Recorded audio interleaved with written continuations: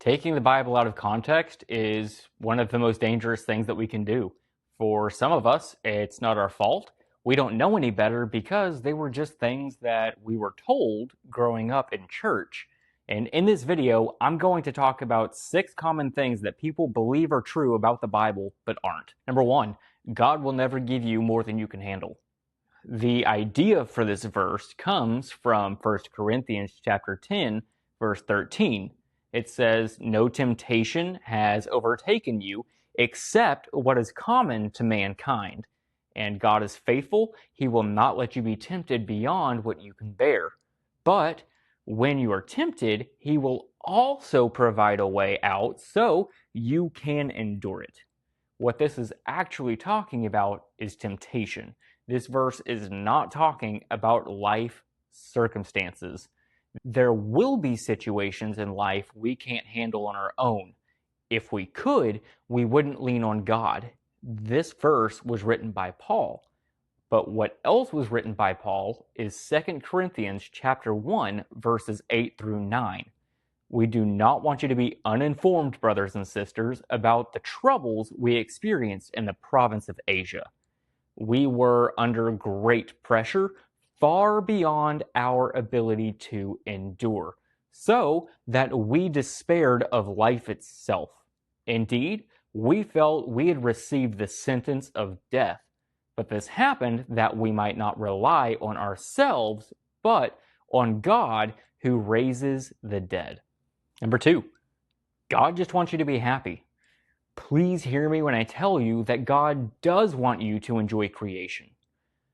Also, God cares way more about your holiness than your happiness. Look at 1 Thessalonians chapter 4, verses 3 through 5.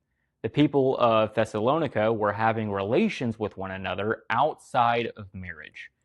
They are told, "It is God's will that you should be sanctified, that you should avoid sexual immorality, that each of you should learn to control your own body in a way that is holy and honorable, not in passionate lust like the pagans who do not know God." Life is best enjoyed within God's intended framework. Number 3, everything happens for a reason. I hear this one all the time, and it's partially true, but I think it is misunderstood most of the time. In Romans chapter 8, verse 28, it says, "And we know that in all things God works for the good of those who love Him, who have been called according to His purpose." God has given us all free will. Because of this, God does not cause all things. What Romans 8:28 is saying is God works all things together for good. God doesn't cause everything, but He can use anything for good. Number 4, once saved, everything in life gets easier. The post-conversion glow-up is a real thing. This is because you understand who you are in Christ and walk taller with confidence because you know you can walk through anything with God fighting your battles. This is not because there aren't any battles. Jesus tells us in John chapter 16, verse 33, that in this world you will have trouble. In Matthew chapter 5, verses 10 through 11, it says, "Blessed are those who are persecuted because of righteousness, for theirs is the kingdom of heaven. Blessed are you when people insult you, persecute you, and falsely say all kinds of evil against you because of me." He calls us to suffer. I wear a ring all the time that says your pain has a purpose, and that's to remind me that following Jesus may make life harder, but it strengthens me and it makes life more meaningful. Number 5, if you pray hard enough, God will give you what you want. I wish this was true. I'd be more fit. I'd have $1 million. I'd be traveling 24/7. You can actually help me with those last 2 by hitting that subscribe button. But in reality, some people believe that God is like a genie and anything that they ask God for, they will receive. And when they don't, they stop believing altogether. Prayer is not a vending machine. In 1 John chapter 5, verse 14, it says, "This is the confidence we have in approaching God, that if we ask anything according to his will, he hears us." We see that we receive when we ask God according to his will. Many of us pray to God asking for our will to be done, but prayer aligns our will to God's, not the other way around. And number 6, I could write a whole sermon on this one because it is one of the most misunderstood teachings in the entire Bible in the world today.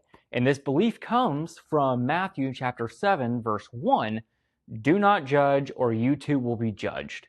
If you keep reading through verse 5, you'll see that this verse actually talks about judging hypocritically, not avoiding it altogether. It's saying don't judge someone for sinning in a particular way until you have overcome that sin yourself. Remove the plank from your own eye before removing a speck in someone else's. It does not say leave the speck there. We have the tendency to overemphasize grace and underemphasize truth. And I don't think that we do this with malintent. We do this because correcting one another can be uncomfortable because of confrontation, and we don't want to offend anybody. Don't be a jerk. But if we're going to be more Christ-like and fulfill the Great Commission, it is going to require us to lean into our calling, to discern and correct one another with humility, no matter how uncomfortable it may be. Again, taking the Bible out of context is the most dangerous thing that we can do. The distortion of God's words are actually what tempted mankind to sin and led to the separation of us from God in the first place. And hopefully this video helped you to gain a much better understanding of some things that people believe are true about the Bible, but aren't. Let me know which of these stood out to you in the comments section. Hit that subscribe button, and I'll see you in the next video. God bless.